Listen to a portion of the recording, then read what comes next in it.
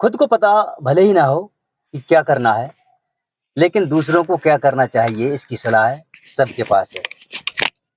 खुद की कमियों को देखना बड़ा ही मुश्किल काम हो गया है, लेकिन दूसरों की कमियां निकालने में हम माहिर हो गए हैं।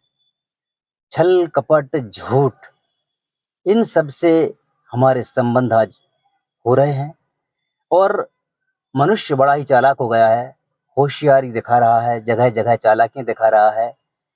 अरे संबंध और व्यवहार तो सिर्फ सहजता सरलता से बनते हैं। हमारे साथ मौजूद हैं हमारे अभिन्न मित्र, प्रिय मित्र श्री राजेंद्र भार्गव जी।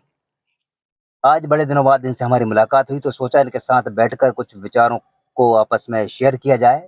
तो हमारे भार्गव जी हैं, हमसे जुड़े हुए हैं। बताएँगे कुछ आज के मानवीय मूल्यों के बारे में, किस तरह से लोग बदल रहे हैं और क्यों बदल रहे हैं? क्या कारण है इसके पीछे? चौरसिया जी, मनुष्य का शरीर परमात्मा की बड़ी कृपा से प्राप्त होता है और जीवन एक निरंतर चलने वाली प्रक्रिया है। जीवन कोई एक दो दिन का नहीं है, इसलिए बड़े सम्मान के साथ, बड़ी मर्यादा अनुशासन के साथ व्यक्ति को अपना जीवन निर्वाह करना चाहिए, पहली बात। और दूसरी बात आपने कही कि झूठ, कपट और निंदा ये व्यक्ति के लिए संकीर्णता की ओर ले जाते हैं। उसके व्यक्तित्व में विराटता कदापि नहीं आएगी। इसलिए व्यक्ति के व्यक्तित्व में यदि विराटता चाहिए तो उसे झूठ, कपट, निंदा, चुगली, ईर्ष्या, द्वेष और जलन की भावना, बैर भाव ये सब त्यागना होगा, तब व्यक्तित्व का विकास होता है। और जहां तक मित्रों की बात आती है तो मित्रों के लिए तो परस्पर स्नेह और प्रेम का भाव होना बहुत जरूरी है। यदि परस्पर प्रेम नहीं होगा तो मित्रता किस काम की? मित्रता में स्वार्थ नहीं होना चाहिए, उसमें तो मित्र के लिए समर्पित होना चाहिए। हमारे यहाँ कहा गया है, रामचरितमानस में एक चौपाई आती है, जे न मित्र दुख होई दुखारी तिनहि बिलोकत पातक भारी। जो अपने निज मित्र के दुख में दुखी नहीं होते हैं उन्हें देखने में बड़ा पाप लगता है। इसलिए व्यक्ति को चाहिए कि परस्पर दया, करुणा, स्नेह का भाव उसके अंदर विद्यमान हो। और हमारे यहाँ हम लोग ये कहते हैं कि ये तेरा है, ये मेरा है, ये कुछ नहीं। हमारी संस्कृति कहती है अयम निजा परोवेति गणना लघु चेतसाम उदार चरिता नाम तु वसुधैव कुटुंबकम। ये संपूर्ण विश्व से प्रेम करने की बात, ये प्रेम करने की भावना समाहित करती है कि संपूर्ण विश्व हमारा परिवार है। इस बात को ध्यान में रखकर सभी के साथ हमें अच्छा विश्वास के साथ व्यवहार करना चाहिए। हम लोग बड़े यत्न से जीवन जिए, कर्म हमारे श्रेष्ठ हों और जलन का तो जीवन में, ईर्ष्या का, द्वेष का, बैर का कोई स्थान ना हो, ये प्रयास हमें करना चाहिए। बहुत बहुत धन्यवाद भार्गव जी। कुल मिलाकर यह है कि आज लोग मानने को तैयार ही नहीं है कि हमारे अंदर कोई कमी है।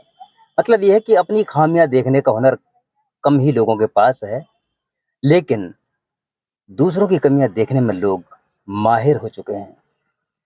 आगे भी हम लोग इस तरह की बातें करते रहेंगे सम्मानीय भार्गव जी के साथ। और अभी कुछ और भार्गव जी के विचार। चौरसिया जी, अपने अंदर की बुराइयां देखो कि अपने अंदर कितनी बुराइयां हैं, क्योंकि मानव की प्रवृत्ति स्वतः है कि बुराइयों का घर है वो।